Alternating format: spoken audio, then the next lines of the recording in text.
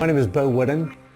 I recently retired, well, 3 years ago, retired from American Airlines. I went to college with that purpose for being a pilot, but that's what I knew very early on, that's what I wanted to do. You know, I was exposed to aviation at an early age. I went to Middle Tennessee State University in Murfreesboro, Tennessee, and I was an aerospace major at Middle Tennessee State. So I knew when I went to college that's what I wanted to study. Well, I started flying when I was at Middle Tennessee State. That was really kind of my introduction into it. So I went to that program. I was commissioned in the Marine Corps when I graduated from college. And I went to flight school and was a naval aviator while I was in the Marine Corps. My father was a naval aviator. He was a pilot of the Navy.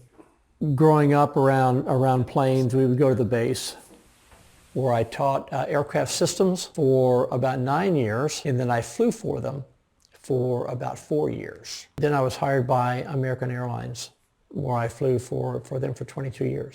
So there are a lot of avenues for a lot of young people. It's like, once you get through flight school and you've earned your wings and you get to a regular squadron, is that if you are a young person getting hired by the airlines at a young age, I'm talking 24, 25 years old, and that is possible. If you're a young person getting the amount of money that you make, if you're looking at the monetary standpoint, the amount of money that you make, you're making six figures.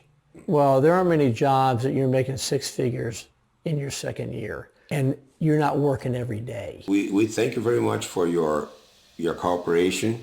And just to wrap this situation, the conversation, is there any final words you would give for the kids and young people willing to enter on this career?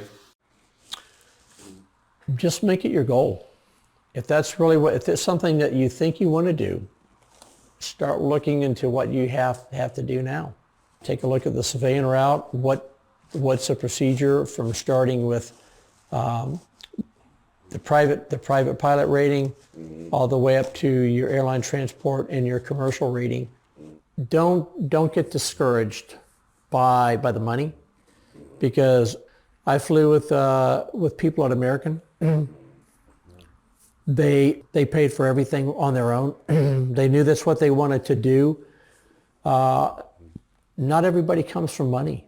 I mean, I don't care who you are. I guess they think that if you're an airline pilot, that somebody must have paid for everything for you, but that's just not true. It's like a lot of other jobs that people find that this is what they want to do, and they have a plan in place to get there. So don't get discouraged. If flying is what you really want to do, talk to people, because if that's what you want to do, there are people that will help you get there. And it's not going to happen overnight. It's just like everything else. And there's going to be frustrations. Mm-hmm. That's for sure. It's like everything else. Part of the job. And said there aren't many jobs where you make the kind of money you do doing a 3 or 4 day trip. Yeah. And getting to fly different places. So, I mean, some guys are happy just flying to New York and back, and they do that for their whole career, because they want to be home every night. Always do your best in school, because you don't know what you're going to be doing. Yeah, that's right. You could get to that point and say, you know what, I don't really want to fly, but this is what I want to do. And if you've done everything, if you've laid the groundwork to be a pilot, then you should be able to choose pretty much anything else. I met great people. I flew with great people. I met great people. I know something I didn't talk about in this, but I spent most of the last half of 1998 in Saudi Arabia flying for Boeing. And, who thinks about going to Saudi Arabia? But it was great. Was treated well.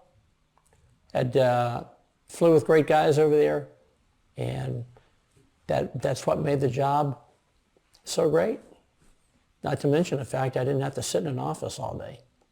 Yeah.